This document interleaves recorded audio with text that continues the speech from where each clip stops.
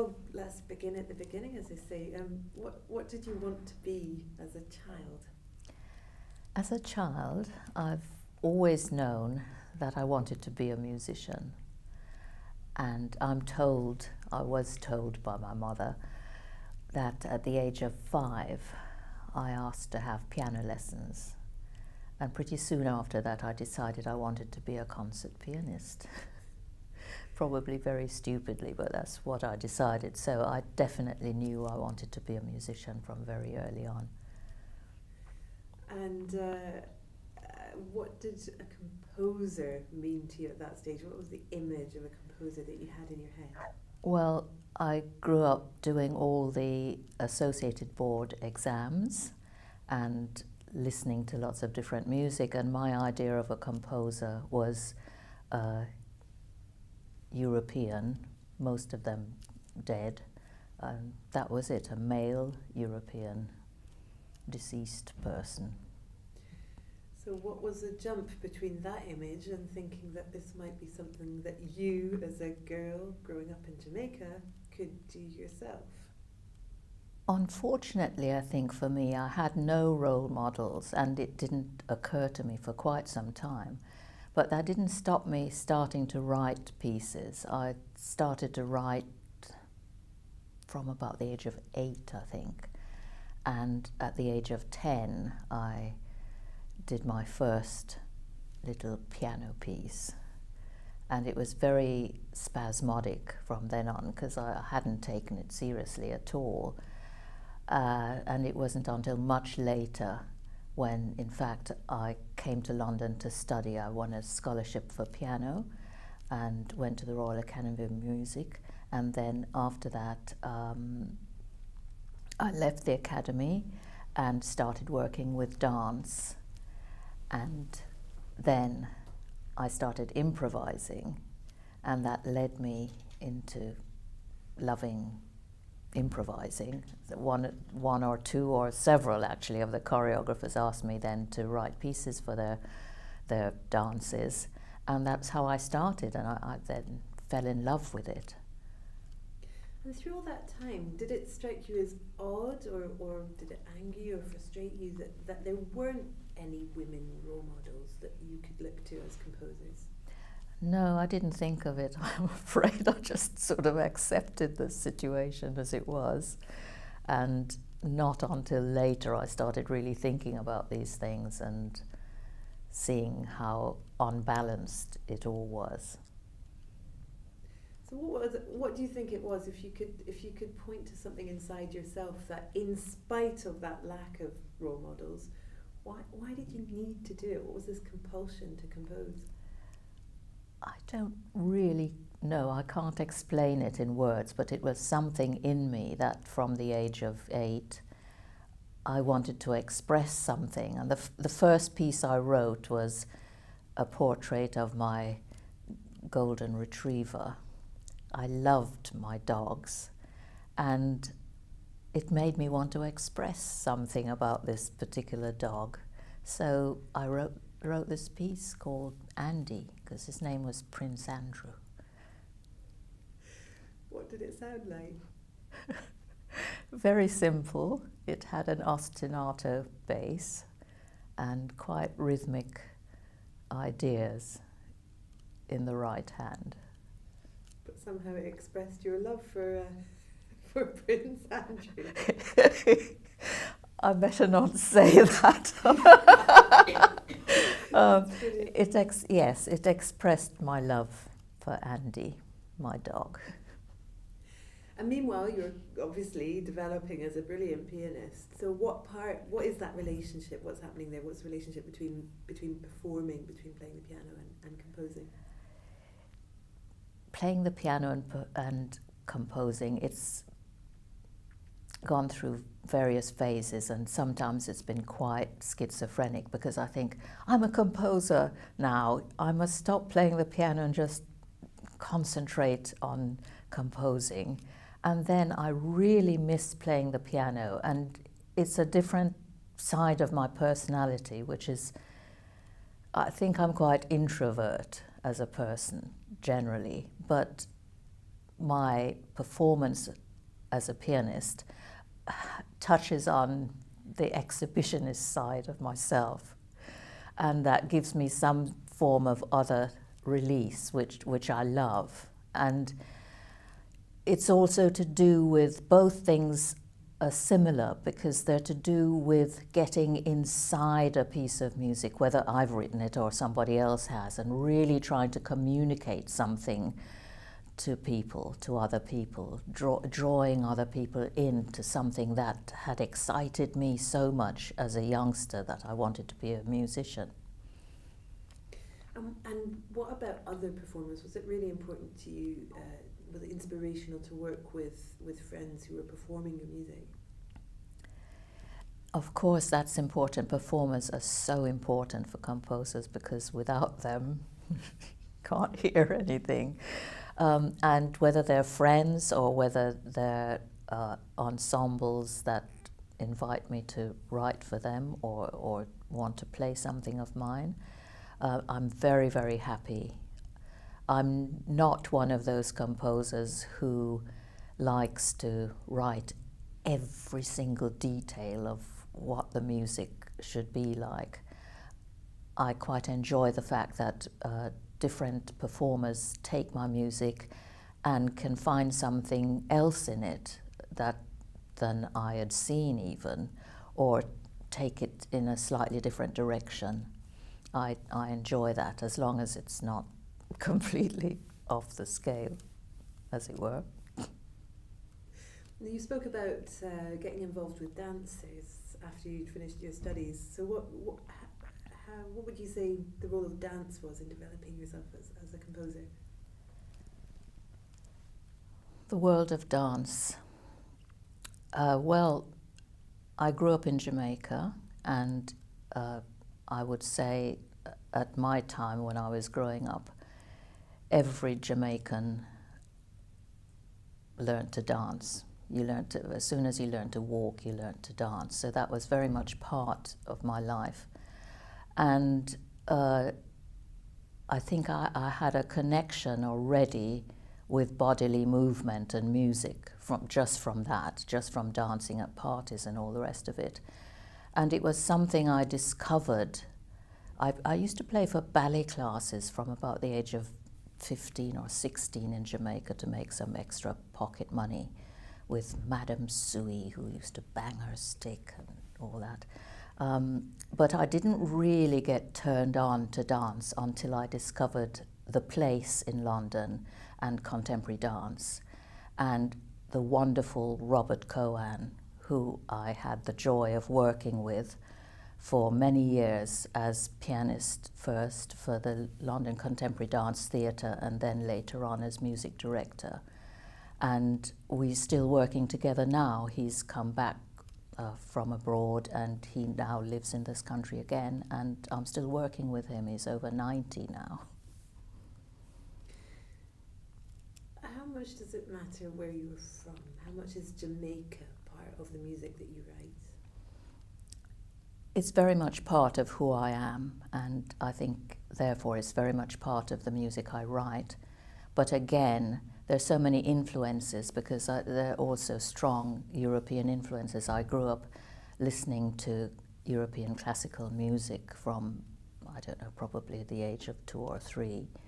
So that's very much in my blood as well. But depending on what I'm writing, some pieces are very Caribbean. I set out to do that. And some pieces are much more European and contemporary classical, and there's every mix in between that as well. And does that mix sit easily for you? Are there any kind of no-go areas, like the elements of Jamaican culture that you think just can't be absorbed into Western classical music, or is it a complete open game? I think anything can be absorbed to Western classical music, and other composers have done it. I mean, people like Bartók were so strongly into their own folk music of their own regions, and very much put that into their music. And I do that sometimes, but I would say less than 40% of the time. What are your rituals and your routines? What do you need in order to compose? I could do with more rituals, actually, because I tend to go in phases. I like what I call fallow periods. When I finish writing a work, I like to have a bit of a break and have nothing to do with music for a short period. And then I go back, and when I go back into it, I usually am fully consumed during the time. So that's my non-ritualistic ritual. Do you always have to be in the same place? Is there a certain desk or a certain pen, or what physical things do you need? I need the same location, I find. I find it very difficult to write. For instance, myself and my husband used to tour a lot. He's a violinist, Thomas Bowes, and we used to tour doing piano and violin recitals, especially in the States. And I used to find it incredibly difficult to have a train of thought going for a piece of music and to continue it and find the space and the time to write it and get used to a new place. I think I would describe my connection with my studio at home as it almost being like a nest, and I need to be there to produce the work. So I need to be in the same place, but I don't need the same pencil or pen. I have a huge supply of pencils, so I don't have to sharpen them every time. That I just go through, and then I have a sharpening period, and then I start again.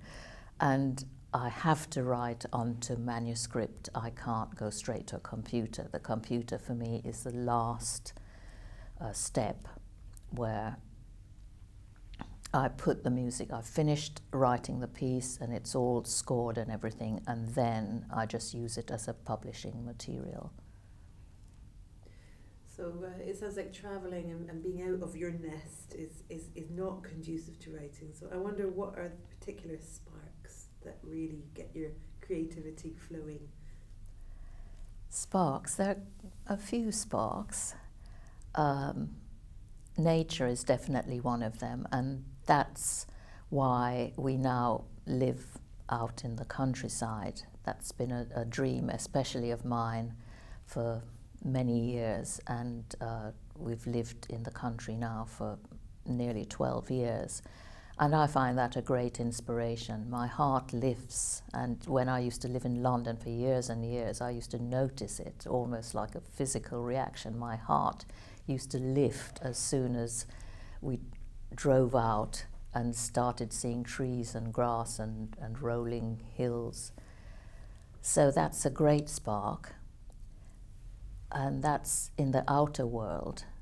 Dance is also a spark, movement. I can react instantly with improvisation to a dance class and dance movement. But also very important to me is the inner world, is my inner world of imagination and of spirit, whatever that means. But something has to touch on that, really.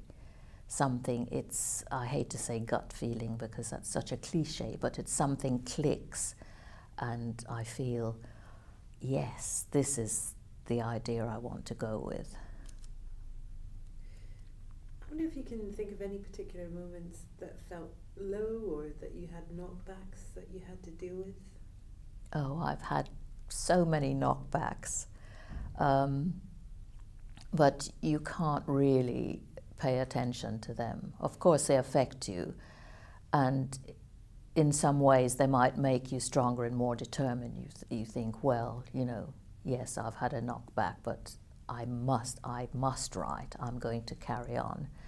And you find a strength, some sort of strength through that. But it's mostly, you get highs and lows, as in every aspect of life, I'm sure. If you had to give a particular piece of advice to young composers? Are there one or two nuggets of wisdom that you could pass on? For young composers, I think what I just said is very much part of it. I think you have to be absolutely sure that you want to write music. It has to be something that you must do. Otherwise, I think, forget it. You know, if you're thinking, oh, I'm going to have a nice career writing music, maybe you'll succeed. It's possible, you could be lucky if you write commercial music and this sort of thing, but otherwise I'd say you must really need to do it and be prepared to get knockbacks and to carry on despite it. What's the best thing about being a composer? The best thing for me is actually more than one thing. It's partly the working process, the actual composition. Especially for me, it's usually after I've started working on the piece. I go through various stages. I have a long, what I call germination period, where the ideas are coming and I'm getting the sounds in my head or an idea of the pitches I want to work with. I always know what the instrumentation is. If I have a commission or I've decided on a piece, the sounds of the instrument in my head are very important. Sorry, what was the question? Just a very open question. What's the best bit about? What's the best thing? What's the best thing? Yes, it's that once I've got into starting to write the piece, it's the process, especially once I got my teeth into it, the process of almost discovering the piece, of it starting to write you in a way. I love that, and I also love hearing it for the first time, because that's a completely fresh experience. Hearing a premiere of something, that can be absolutely wonderful. What's the worst thing about being a composer? For me, in this time, it's mostly about the PR, because I'm just not made for that. It's the social media and the getting your work out there and the networking and the thinking of strategies to do this, that and the other. I'm absolutely rubbish at that, so I have to make myself do it. And I do have some help. Some pieces are published, publishers help, and my husband has got involved recently as well, seeing how bad I was at it.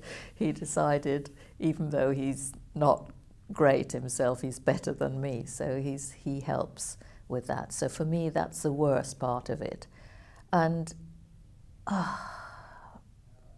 I would say deadlines sometimes are very stressful, but in fact I think they're a good thing, because they actually make you get on with something. So I think that's a good thing, not a bad thing. Can I suggest that if you've got problems with social media, you should just do videos, because you're brilliant at it. Oh, it's very, very kind of you to say that.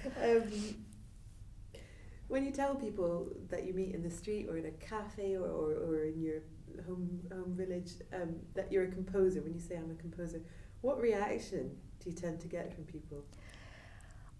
Most of the time, I'd say 98% of the time, if they've met me for the first time, there's surprise. And then usually the next question is, so do you write jazz? Or do you write songs? I think it's something to do with my race as well, because it's seems to be still quite a leap for people to think of a black person writing classical music or being trained as a classical musician. So that's usually the reaction I get. And then, as I explain, they get more interested and ask more questions about it. So that suggests that this issue of role models is still really important. We still stereotype. I think so. I think things are improving, if that's what it is, but we still have a way to go, and I think role models are very important. If I'd had role models, I'm sure I would have started studying composition probably at the age of however early you can start. I started piano at 5, I might have started thinking of composition at 5 as well. What difference do you think that would have made to you? I think it might have given me more confidence earlier on. I feel as if I have had to really fight my own way and find my own path through going like a ping pong match, you know. One piece is very Jamaican and the other piece is I'm trying to sound like Burt Whistle, and which one should it be? But now I realise that it's fine, you can find your way like that. But if I had been trained very early on, I think that might have given me more confidence. But presumably there is something of your own voice that comes from, the strength of your own voice that actually comes from that fight. I hope so. I hope so. I can't really comment on that. What ambitions do you have at the moment? What's on your mind that you really need to get out there? Just that, the pieces that I haven't yet written that I really want to write.